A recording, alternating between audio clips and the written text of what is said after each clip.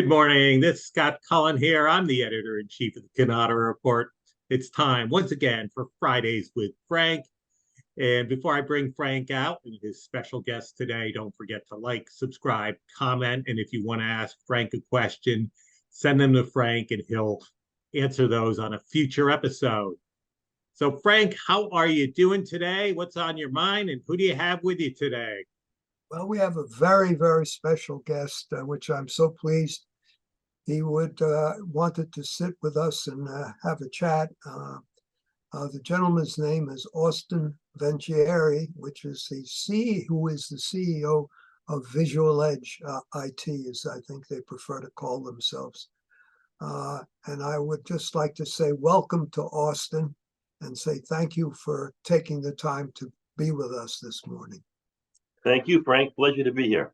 I just have to say that I think you should be feeling pretty good about things in your company, because I had the great pleasure of interviewing your COO, Brian Frank, and I believe his title is head of your production print, Brad Kraft, about production print in our September issue.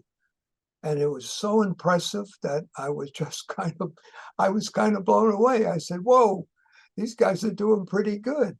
And from the history that they laid out, I think if I recall correctly, you acquired his company, Image Source, in 2016 or something. Yeah, 2016. And what he's done in 7 years is quite amazing. But I know your company's done a lot of other things. What would you like to share with our audience?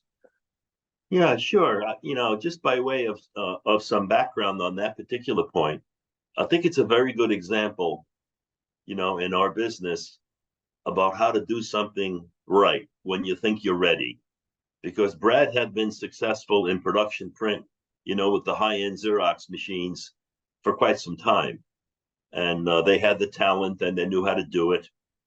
But the rest of the company was not that thoroughly engaged in it. And when COVID ended and we could get back to thinking about what are we going to do the next few years, instead of thinking about how am I going to get $60 million in revenue back that we lost in 60 days kind of thing, what we decided to do is make sure we were ready to put this across the country, production print. As a matter of fact, it's the same thing with wide format, which we're also concentrating on. So we needed to make sure we had the people infrastructure to do it. So we went about hiring some production print specialists that were not in California, Florida, Texas, and we hired one particular exec in particular, who's now our lead guy working for Brad. So we got ready service-wise. Are you familiar with the Kyocera 15,000? We brought that in, which was very opportune for our endeavor, because now we had a new inkjet production print box to really move in a new way in production print, where you're not dealing with $300,000, $400,000, $500,000 piece of equipment, but something that is more easily maintained. So we had to make sure we had the whole infrastructure in place, from service to sales. And we had to we have like a couple of hundred salespeople that we needed to make sure knew we had a resource to support them. Most of them cannot sell production print. It's a different sales cycle. So we had to give them the confidence that if they brought a lead in or talked about it, we had someone to back them up.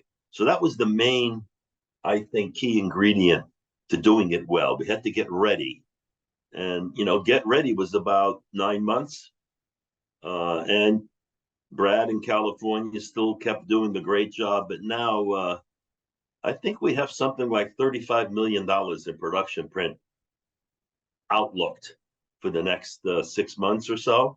And it's a big market. I mean, that vertical is very important to the print industry, in my opinion. I heard you talk about it, quite frequently. And I agree with you 100%. There are certain verticals in print where I think we're going to see most of our growth, while we steadfastly make good money in A3 and A4, which isn't going away, obviously. I'm so glad to hear you say that, because obviously it's something that Scott and I have stressed in our graphic issue, so to speak, our production print issue, September, for the last 3. How many years have we done this, Scott, with production print in September? We have done it for at least 4 years. Good. That's what I was going to say, but I wanted to be sure I was right. But Austin, in your view, you're doing well now. What's your projection going forward for the business? So a lot of people have talked about transformation or diversification. Mhm. Those are good terms. I tend to think more broadly, and maybe it's because of my background. I don't know whether you're aware of it or not. I never sold a copier in my life, even though I spent all those years at Xerox. I was involved in everything else. So when I think of what I wanted Visual Edge IT to be, it was a very broad-based office technology company. It's the thing I never convinced Xerox to be when I was an executive there. So we're establishing our brand to provide in the SMB space, in the K-12 space, hospitals, legal firms, all the verticals. We want to provide them what they need. So what we tell our salespeople is, for the existing accounts in any event, your customer trusts you. Find out what they need. Where's their problem? Where's their pain?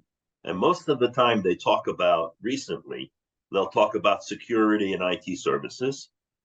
If it's not an existing account and we're approaching them in any of the verticals or in IT services, we also discuss with them who their print vendor is. So we tend to want to be, it's not everything to everyone, but it's what we think we can support. So as I mentioned about production print, we also put the infrastructure in place for managed IT services. It's where we were expanding our sales efforts. The market was always there, even though it's accelerating at this point, as you know. And so we had to put that infrastructure in place across the country. We launched in every market within 6 months in IT services, which meant I had to put like 80 people on the payroll to answer the phones. The engineers had to be in the field already. It was quite an investment. So we were making sure we had the people infrastructure and the technical infrastructure, the network operations center, all the things necessary. Sort of the similar situation to production print. You had to be ready. There's no sense chasing something if you're not going to catch it because you don't have the speed to do it.